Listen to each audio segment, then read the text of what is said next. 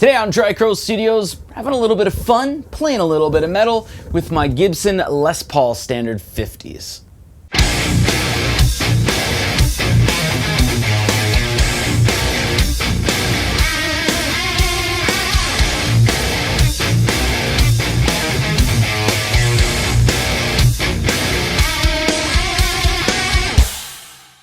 So I do want to be upfront here 100%. This is a limited edition AAA flame top. Everything else is the exact same as the standard 50s, but it's got a AAA top, so nothing crazy. You know, except for the crazy top. So very quickly, before we get into the 3 sound samples, I'm going to answer some questions that I generally get, and that I know I usually get in the comments, just so I don't get those comments. I'm using 10 to 46 gauge strings. I like the looseness of strings when I'm tuned down, especially for leads. I dig in a little more. And no, I had no issues whatsoever with tuning stability when bringing this down into drop B. So again, as I said, I have 3 sound samples today. First of which is drop C sharp, then we bring it down to drop C, and then finally into drop B.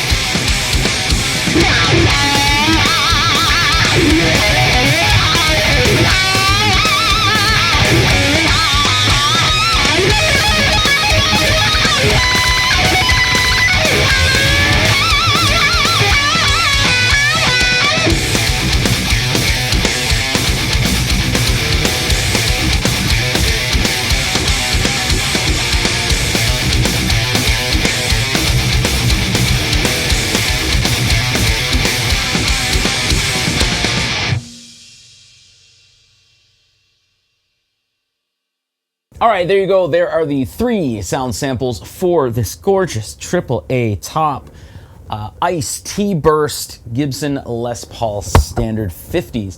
So I do want to reiterate, this is just a limited edition that has the AAA top. This was for Yorkville Sound in Canada.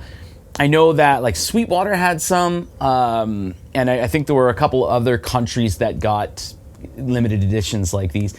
There's no difference other than the AAA flame top in specs or anything. It's the exact same as a regular Les Paul Standard 50s. Anyway, I do want to talk about the guitar just a little bit. Pickups wise, we have a Burstbucker 1 in the neck and a Burstbucker 2 in the bridge, as opposed to the Standard 60s, which has the 61R and 61T, which are now known, I believe, as the Burstbucker 60s or Burstbucker 60s Tribute. Again, AAA flame maple top, and this is an Ice T-Burst. I really wanted this because of Joe Walsh. I've seen him with a guitar that looks just like this quite a few times. So when I saw this, it was the first thing that I thought of. This is a non-weight relieved Les Paul, and we do have the 50s neck profile, which is not exactly to be confused with the baseball back, because I have a Gibson Les Paul traditional, which the neck is thicker on it. So it is not the absolute thickest neck that you can get. Obviously, we've got the Gibson Deluxe tuners, not a silk screen logo except for the Les Paul model. So this is an inlaid Gibson logo. EBR1 in the bridge, or as the bridge. And then, yeah, it's hand soldered with the orange drop capacitors. And I just absolutely love this guitar. So one last note that I do want to make, if you're buying a guitar and you have a colder climate, when you get that guitar, leave it in the case. I think the suggested amount of time is usually like 24 hours. Don't be a dummy like me. Because I got very excited and I let it rest in the case for 2 hours, and then I was like, you know what, just take a peek. So I took a peek, and when I took it out, I let it out for maybe like 3 or 4 minutes, and when I looked at the back of the headstock, you started to see cracks in the nitro, especially up here, and I got really scared. So I put it back in the case, closed the case up, and I left it for another 4 hours. And then I just took another peek just to see, how bad the damage was. And I was lucky at that point that they actually closed themselves up, and there's no cracking or anything whatsoever. So yeah, don't be a dummy like me, and just leave it in the case. 24 hours, it's a very long time, but just it'll save your instrument. Anyway, thanks for watching.